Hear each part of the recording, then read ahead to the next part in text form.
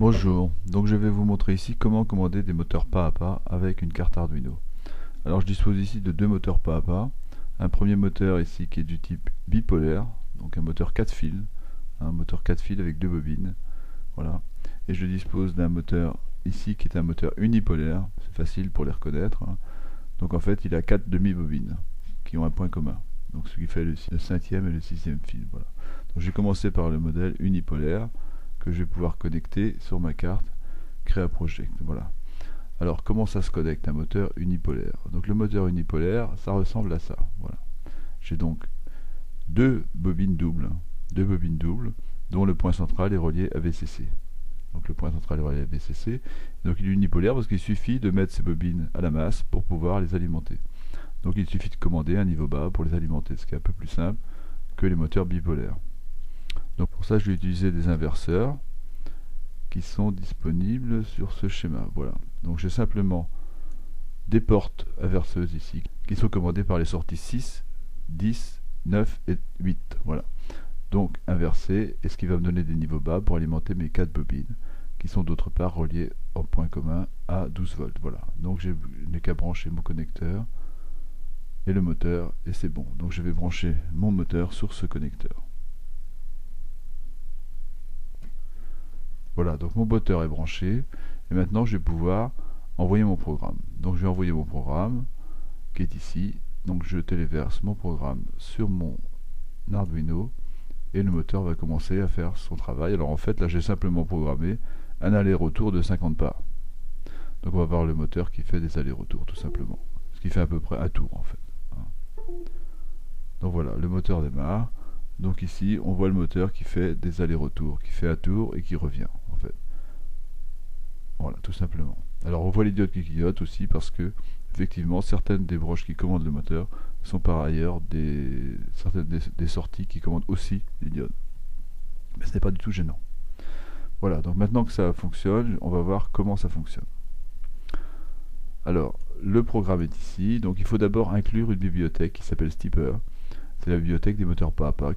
Donc on va déclarer des broches. Donc moi j'ai choisi de donner des noms à mes broches, donc j'ai fait un dièse define, prochain broche 2, broche 3, broche 4, de façon à affecter une fois pour toutes les sorties, 9, 6, 10, 13.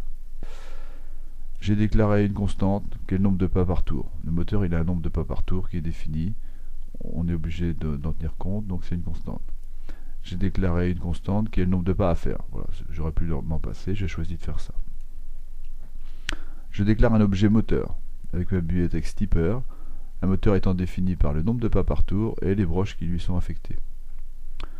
Voilà, et je passe dans une phase d'initialisation où je déclare que pour mon moteur, la vitesse, donc cette speed, est égale à 5. Donc c'est une vitesse lente de façon à avoir un visuel à peu près correct sur la vidéo. Et je déclare que mes 4 broches sont des sorties. Voilà. Pour ce qui concerne la boucle de mon programme, alors c'est très simple. Donc je vais répéter sans cesse, donc faire tourner le moteur dans un sens donc du nombre de pas que j'ai défini. Donc le nombre de pas est positif, je fais une pause de 500 millisecondes. Ensuite je fais tourner le moteur dans l'autre sens avec des pas négatifs cette fois-ci. Du même nombre de pas que j'ai défini, je fais une pause de 500 millisecondes. Donc, le moteur va faire des allers-retours en permanence. C'est ce qu'on voit à l'écran. Voilà, donc j'ai maintenant remplacé mon moteur unipolaire par un moteur bipolaire et je vais pouvoir le connecter. Alors le moteur bipolaire, il a besoin d'être alimenté avec deux tensions différentes, polarisées sur chacune de ces bobines, hein, qu'on appelle les phases. Donc pour pouvoir faire ça, je vais être obligé d'utiliser des ponts en H. Alors, il se trouve que sur ma carte, j'ai un double driver avec des ponts en H que je vais pouvoir utiliser pour ça. Donc ici, j'ai un circuit driver qui dispose de deux ponts H. Et donc chacun de ces ponts H peut commander soit un moteur à courant continu, soit une des phases du moteur pas à pas. Donc je vais l'utiliser pour commander chacune des phases du moteur pas à pas. Donc j'ai 4 sorties pour mes 4 fils. Le moteur est donc ici. Voilà. Donc j'ai un connecteur qui va être dédié à ça sur ma carte électronique. Donc voici mon driver tel qu'il se présente sur la carte Crea Project. Donc j'ai mes 4 sorties de commande, 10, 5, 9, 6, qui sont différentes de tout à l'heure. Et j'ai mes deux sorties de pont H sur lesquelles j'ai connecté mon moteur. Je vais utiliser les deux extrémités du connecteur pour brancher mon moteur. Donc je vais pouvoir brancher maintenant mon moteur. Alors je vais brancher mon moteur ici sur ces connecteurs de pont H.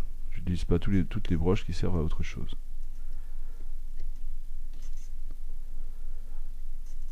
moteur est maintenant connecté sur mon 2 ponts H. Voilà. Donc les deux bobines peuvent s'alimenter. Le programme est assez semblable à celui de tout à l'heure. Il n'y a pas vraiment de différence à signaler.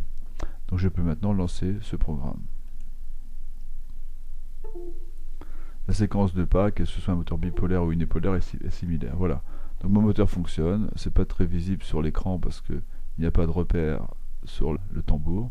Mais là, il fait la même chose que tout à l'heure avec des angles un peu plus faibles car le moteur a un pas plus fin. Voilà. Voilà, petite démonstration pour les moteurs pas à pas. C'est terminé, merci.